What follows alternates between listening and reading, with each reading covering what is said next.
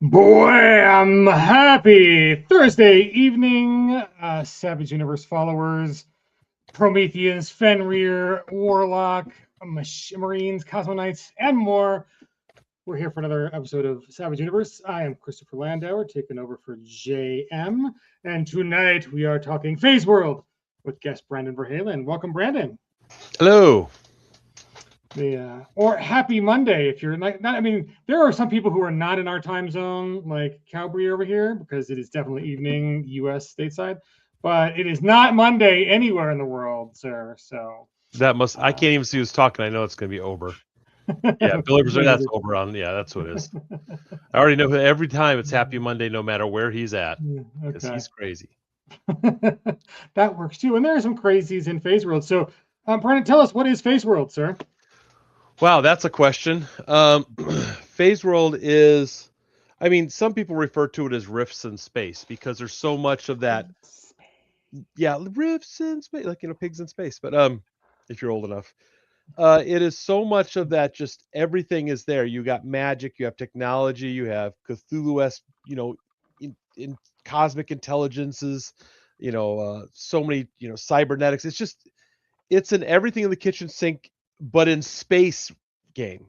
I think a good way to, I think, while not model on that because it came out way before, I really feel like Guardians of the Galaxy in some ways captures what it would be like to be in Phase World Rift space. I should say Phase World because whatever. Because you have you have like gods, you have normal people, you got cyborgs. It's just that kind of feeling, and that's a pretty good concept the way some of it feels to me. Well, fantastic. So, besides being all of those things, it is now coming to print for Savage Worlds on Kickstarter. So, I'm dropping a link below for everybody who's just joining us. So, we make sure we don't forget that. And let me throw up the Kickstarter page while we're here. That'd be great. Let's see if I can't get it. Let's see. No, don't resize that window, computer. Resize this window. There we go. Let's get nice and big. So, congratulations on getting 1,000 followers already. That's a pretty awesome milestone. For folks who are watching now, head to the link that's in the chat on all of your platforms, which is Twitch, Facebook, YouTube. There, become it. Click on that. Go to the page. Hit that little right here, little saved. It should say follow or notify me on launch. Click on that, and let's get that. Are we at 1,002 now? Right. Well, I unclicked and reclicked. So. Oh man, I mean, like I made a new record. Thanks. So it's incredibly hard to get attention in the busy Kickstarter space. So we're happy to do the show and also get people to your landing page.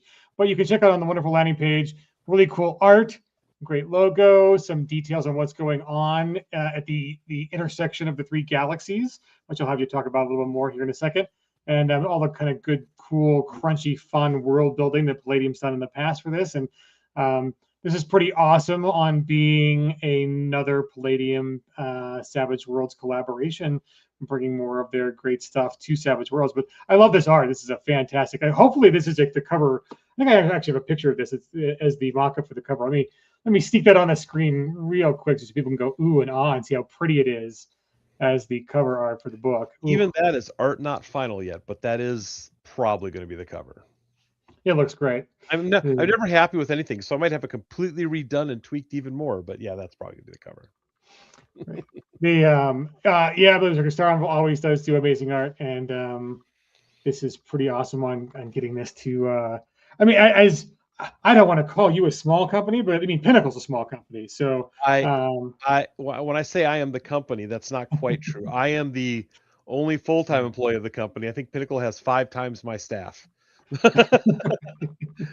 I don't know. They get what, 5 to 7, 10 people now, maybe. I don't know. I think we're 4 actually. They don't count Shane, but it's we're 400% more people than me. We are lean and mean these days.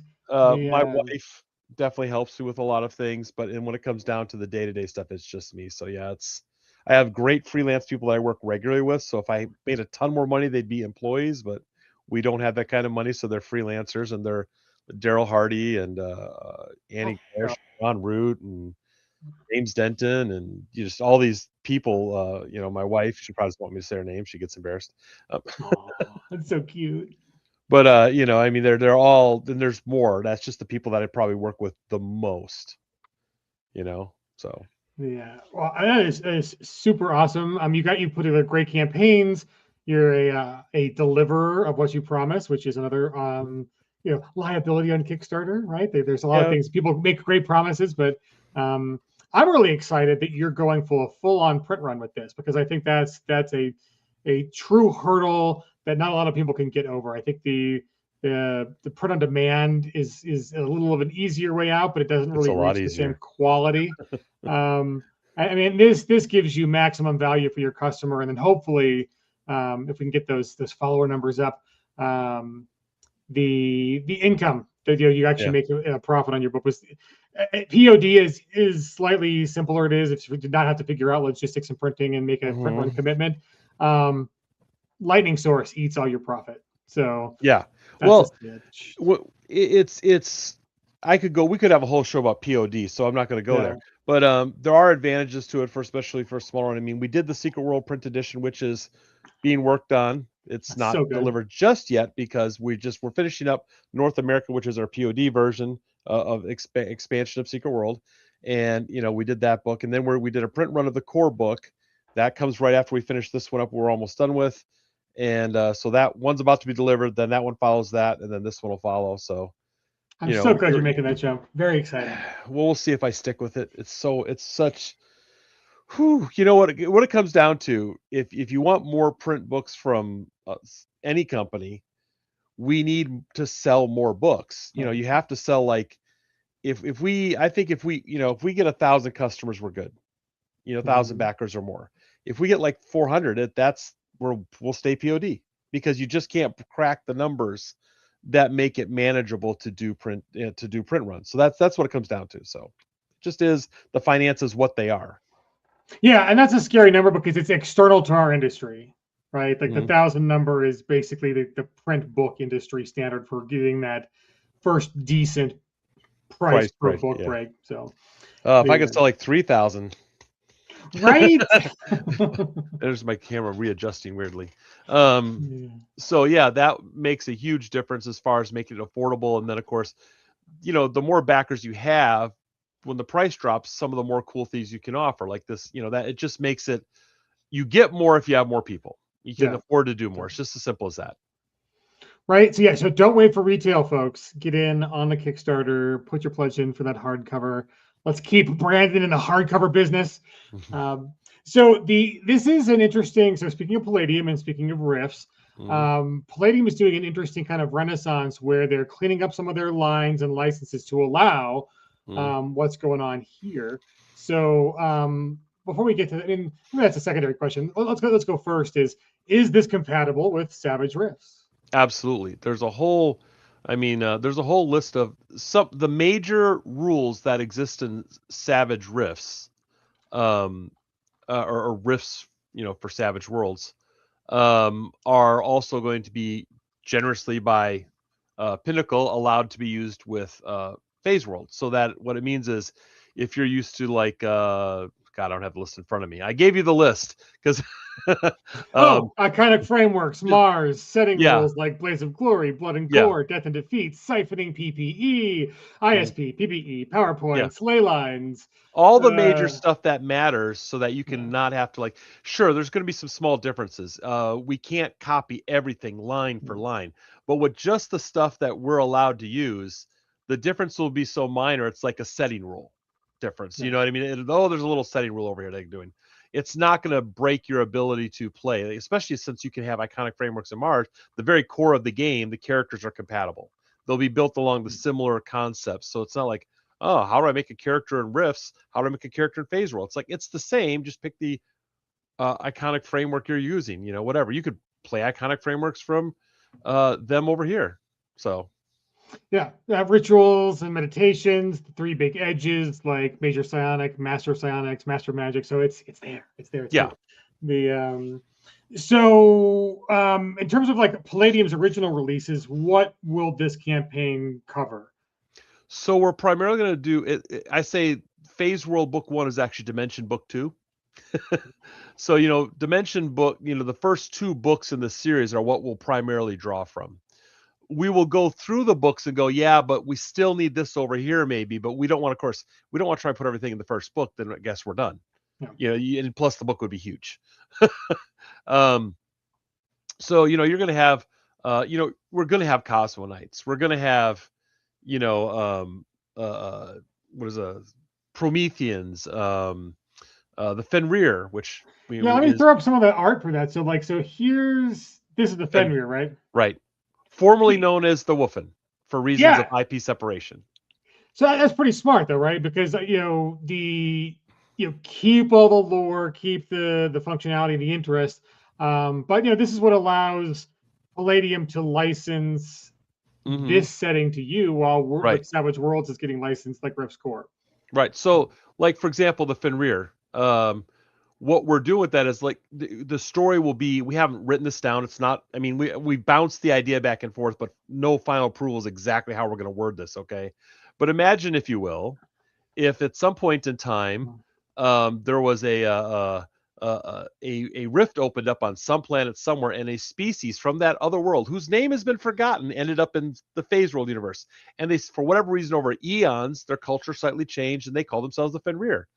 It leaves the story intact that you can make the leap of logic that was once the Woofin if you want to, but legally it's separate enough so that the story doesn't say they're attached to anyone. We can separate it, but you can, as a player, as a GM, can make the leap if you want to.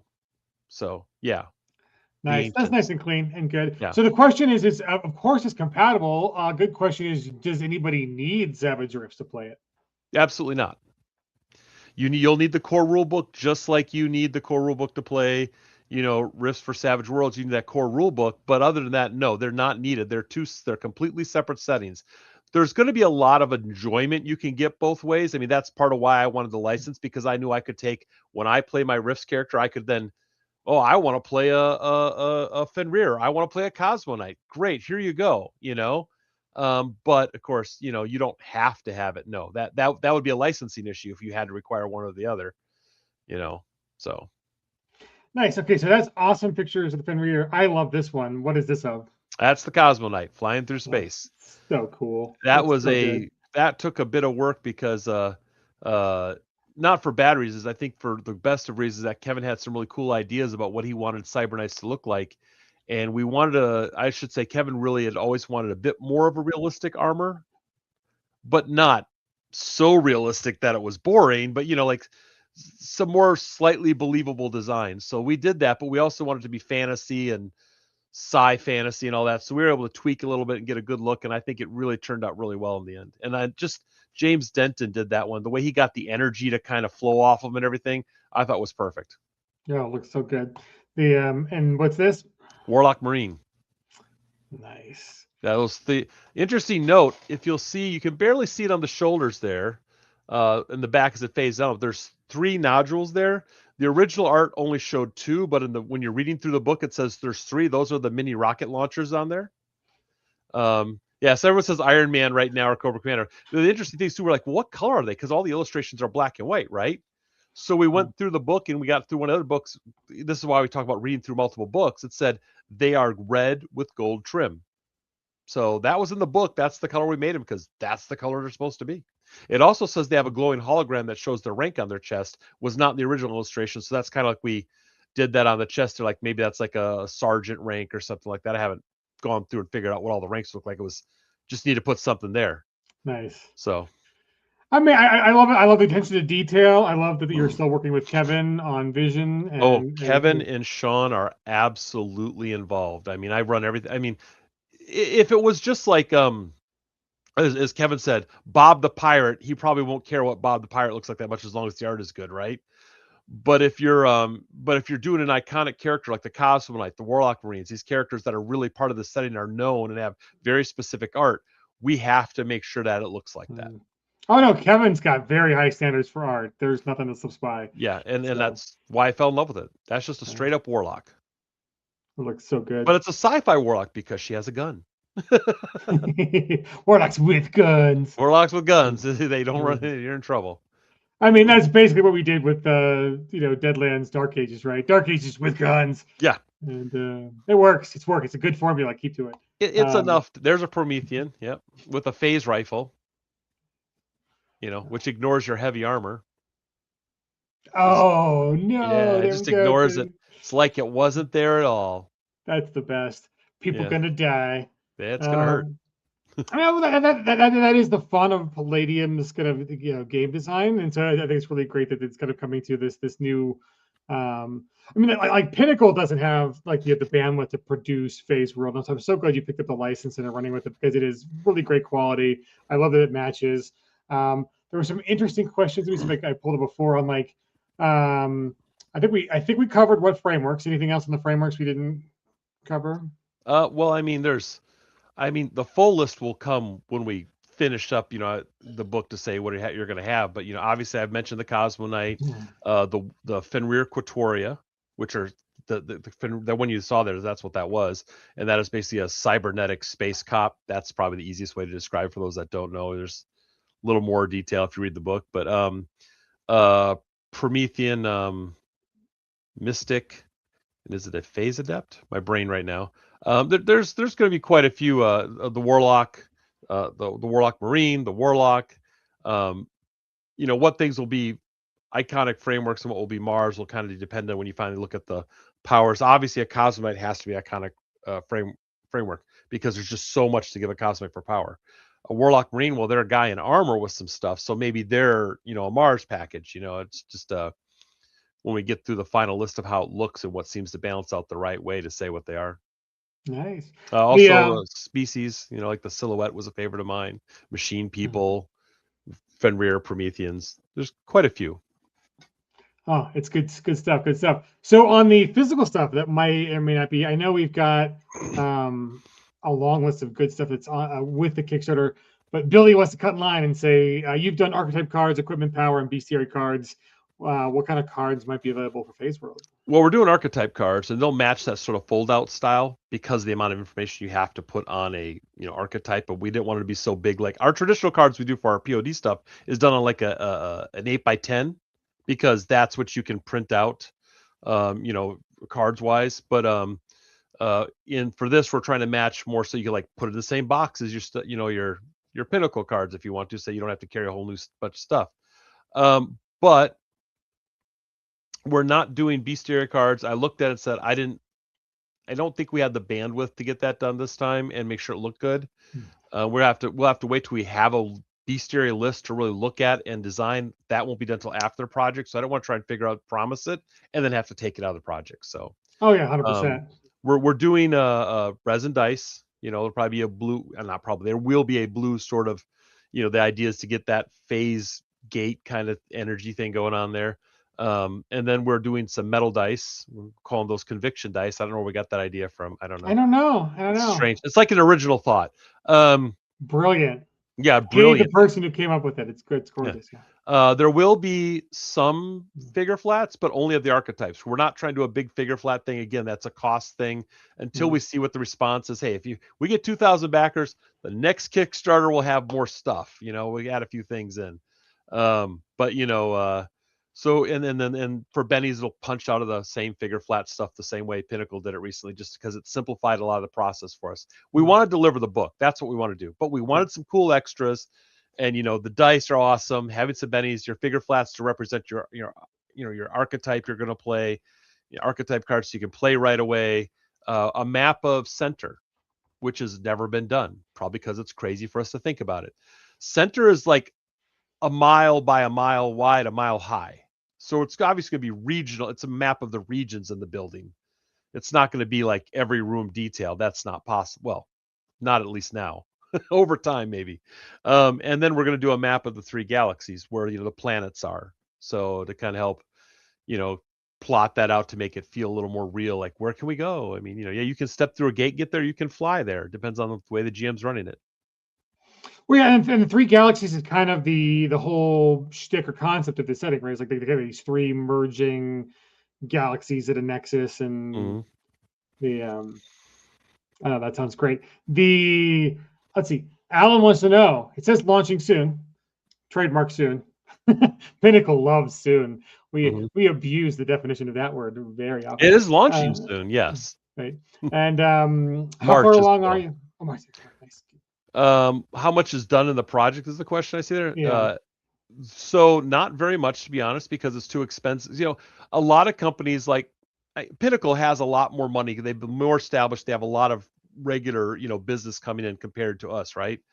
So if we try to do a project ahead of time, it would bankrupt me. You have to have a successful Kickstarter to do it, and that means we start really when the Kickstarter ends. We get our money, so we can pay people. But we do have I think we did 2 iconic frameworks, 2 Mars, 2 species to get some things outlined that we'll be able to share at some point.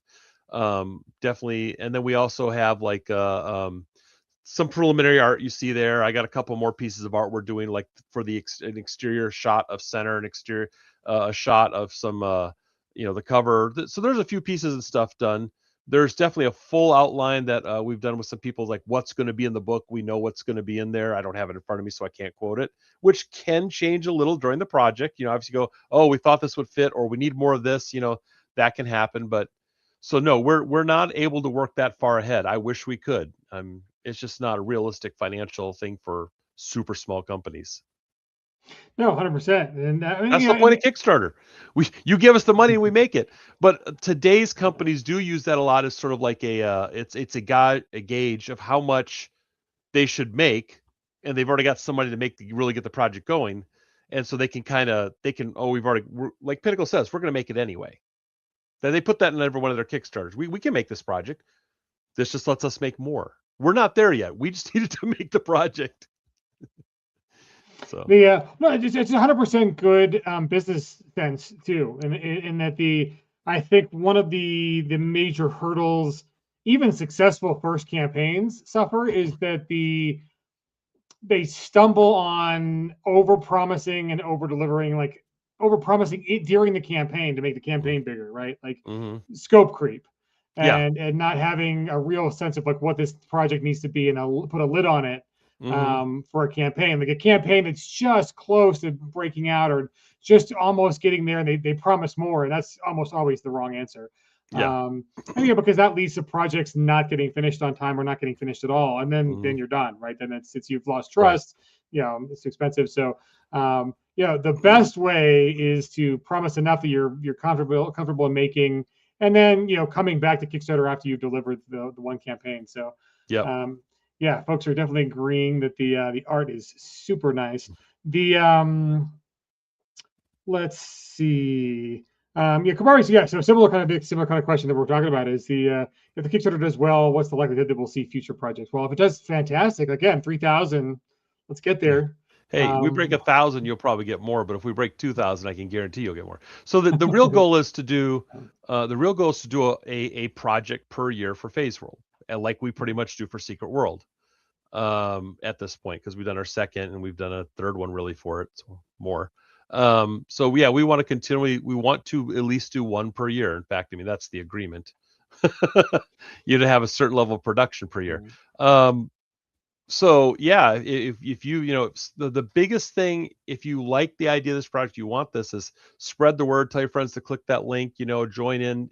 We can't spread the word enough ourselves. We don't have that kind of, the cash to spread the word that much. Is like what people could just do by telling their friends will make the difference. As always. No, 100%. And then that's the scariest spend, because you can drop $1,000 on ads with no guarantee they get anything for you, right? It's easy. Throwing stuff into the void, and not the fun void like the one between three galaxies. Right. No. Right? The one where there's just nothing in there. So and that's just tough. And also, if you have to spend 5,000 to get 5,000 more, dollars in the campaign, it's like, oof, that's real hard, because you're cutting it into your margins real hard. Well, that's a loss. If you spend 5,000 to get 5,000, you have to pay the percentage of royalties and Kickstarter fees. You actually lost money. So exactly right. Oh, so sad. Let's see. Any plans for a Plot Point campaign or Savage Tales, or what's the adventure situation look like? So I am planning on doing a Plot Point campaign as a stretch goal. In other words, we we know what we need to make the project work. That extra writing and art that goes into a plot point campaign, even though it seems small, is still just that much more money and could eat too much. If we do what I think we're going to do, what I'm hoping we do, it'd be no problem. That'll probably be the first stretch goal. Hey guys, we get here, we're going to go there, but yeah, we definitely have to hit that. So yeah, that's up in there. It's something we want to do, but we'll see. Nice. A small plot point campaign though, not a massive separate book thing right now. Yeah, something to introduce the setting and get you started. Oh, that's perfect. And so let's see, the launching in March looks really exciting. Amazing collaboration with Palladium, and then of course Savage Worlds. For folks, you mentioned the once a year campaign you're doing. Otherwise, for folks who are just tuning in and learning about Star Anvil Studios, what is the Secret World? And the Secret World? Yeah. Well, the Secret World is your cosmic horror and conspiracy theories, and everything is true is the tagline. It's set in the modern world, and you have these different factions trying to keep these supernatural entities sort of in check, so to speak, and or keep it secret from the rest of the world while they try to keep everyday life humming along. They're not necessarily the good guys, but they are the only thing probably keeping the world from falling apart. So it's definitely an interesting thing we've done as well. It's one of our other settings we've done. That's awesome. And it's in pre-order. So let me throw the link down here for everybody. Let's see. Let's wait for that to. I hit send, but the internet is being obnoxious. So here we go. There's the link for the Secret World in pre-order. Awesome start, 894 backers. But if we could just get to 1,000, right, or just get to 2. So Secret World's amazing. I love it. Again, production quality is fantastic. Love that you're doing both Savage Worlds and 5e. I think it's a smart business move. But there are so many fun stuff. Let me see if I can't bring that on screen so you guys can see all the cool stuff you've made for Secret World. Again, so that you have more interest in going in on Phase World, so you can get all the cool stuff on campaign 2 and 3. Let's see if I buy it all. In fact, everyone go buy 1,000 books tonight. Then I can just start on this right away. It'll be great. Right? Like we need the whale backers out there who are just like, I will do everything. So yeah, Secret World, excellent job on Kickstarter. Yeah, that's the North America one. Yeah. Right. Look at all the fun stuff in here. Now that one's all POD, but there's a lot of stuff in that one. That one's almost done. We finally got one last chapter we're finishing up the writing on. Then it's going to go to Funcom for approval since it's licensed. And we've already written the 12 adventures there. Those were written a while ago. So now so it's got 12 one sheets plus a plot point campaign plus the book. So it's a lot. It is. I mean, I'm so glad you're cutting your teeth on doing all this stuff though, because this is like pinnacle quality stuff, right? And that's it's pretty high in the industry. If you compare me to Pinnacle, I'm happy. I mean, I feel like that's a high praise. So I don't think I'm quite there yet, but I think nobody will be disappointed either. Well, it's so most creators, especially small time, like single kind of person outsourcing everything, that's not in house, right? Kind of companies. It's hard to put together on the same timeline, so you're not failing to deliver a book and maps and cards and dice, and that is a skill in and of itself. It's a lot of overhead on logistics. So, I mean, bravo, Brandon, on getting that done. And I mean, even if you're doing print on demand, right? It's just all those files have to be proofed, and they're different. It is a different set of skills. Look at my stupid dog over here doing like. That's okay. Oh my god! I'm sure my cat will pop up anytime now. She's adorable, but she doesn't realize you're on TV, kid, or at least half of you is. Anyways, the amount of different skills it takes to work with manufacturers or with lightning sources, file structure that you have to get for the POD stuff. And it's just a lot of skills that aren't game design and running games and designing games and playtesting games. It's just so many other different skill sets. It's work. It's just work. Yeah. Coming up, the thing that I used to hear a lot is, number one, you know how to make a little bit of money in the gaming industry? Start with a lot. Right. Which I actually despise that. And I say that because it tells people that you should plan to lose money when you do this. And I think you can plan to make, not to say you're going to get rich, but I think that it leads to a mindset that makes people plan poorly. I'm going to lose money, so I won't do anything that'll make me money. They underprice the products so that they're going to lose money. They go for the lowest pricing possible, and they devalue their own products, and they get frustrated, and then they quit. Oh, no, 100%, 100%. I'm not saying we can charge $100 for a book, which will actually be fair for the amount of enjoyment you get out of it. We got to be realistic to the market, but also people will charge $5 for something that they worked on for 5 years. Oh yeah. Oh, and that's that's a frustration I have on both sides, as a fan, as a player, and on the, working for a publisher company, is I think the entire industry has done a very poor job of just even keeping up with 40 years of inflation. I think there is this locked in sense that, the older gamers, and you love the older gamers, that's our market, but they still remember when they were paying X dollars for a book at a store, and that book didn't have a super nice hardcover, stitched binding, gloss paper, full of art. That's all, full color. A lot of it was black and white, and it's just different. But that get back to so Phase World. I mean, obviously that's one of the big things that we got all this great art that I want to have in there, and it's so we do primarily comic book style art, right? Except for Secret World, because it wouldn't fit well. We could make it work, but we got the art from Funcom, so we stuck with their style because that was that. So with the exception of Secret World, when we do Starbreaker, which is my sci-fi setting that I came up with, it's comic book style art. We're doing Phase World, it's comic book style art. And the reason the reason that really happened is because one of the most things that inspired me to make games was Rifts, and Rifts use comic book style art. Maybe not the covers and some interior pieces they would have fully painted or whatever, but throughout the books, Kevin Long's art's probably some of the most. Is it Bro or Brew? Bro? Wayne Bro? I think you say his name. Anyway, and amongst others in their art in there, and they're just very iconic art and amazing. And that's what I want. You know what I mean? And so when I started doing books, that's what I've been doing. And so that's what's going to be in Phase World. We thought at first maybe we'll try and match Pinnacle style and do that, but that's not what I do. It's not the artist that I've worked with. So I think we would have failed if we tried to deliver using that style, because it would have matched, and it would have matched our level of quality, because I don't have the people in place to do that. So we want to be more like original Rifts in the sense that a line work, but then of course we're doing color.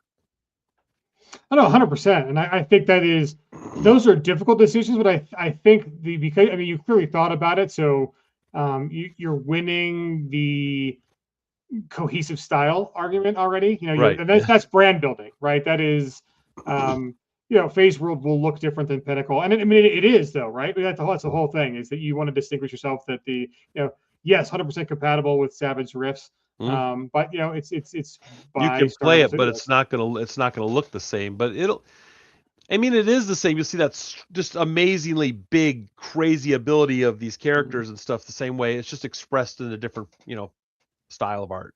Oh yeah, there is nothing to be ashamed of these pieces of art. I think they look fantastic. This is supremely There's great energy right there. You just feel right? Right. Just like those are evocative and fun. And here's the weird thing.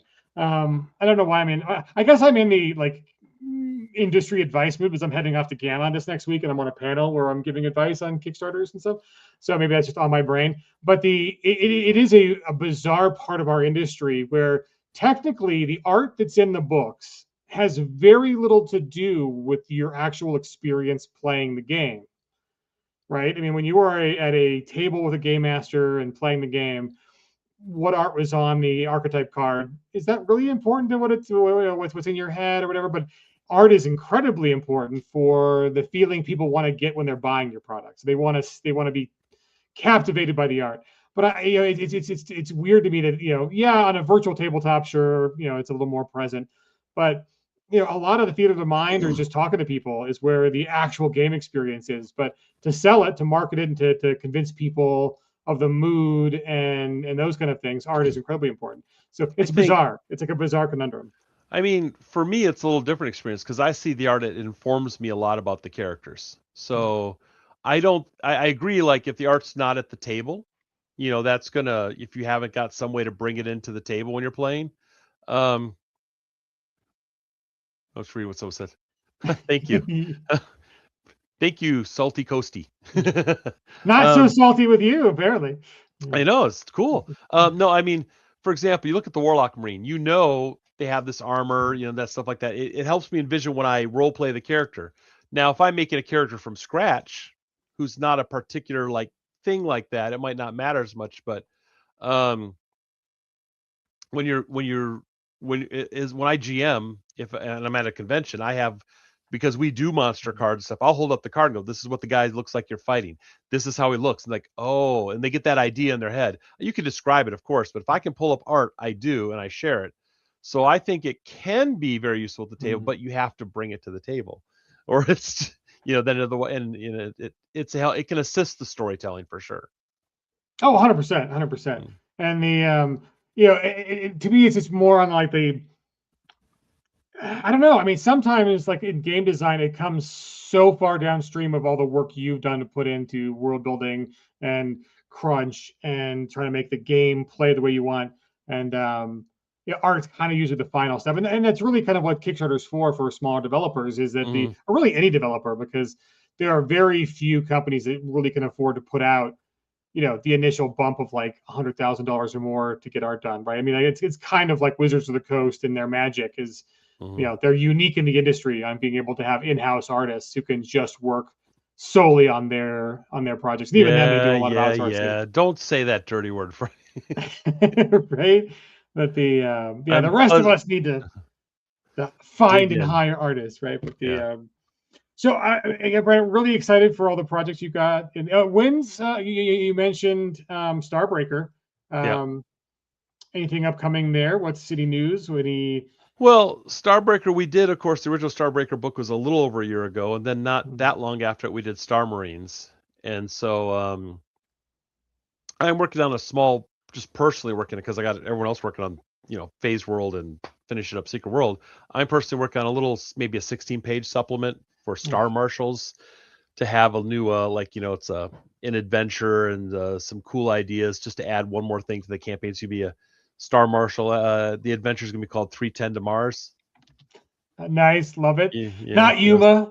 Not Yuma, it's to Mars.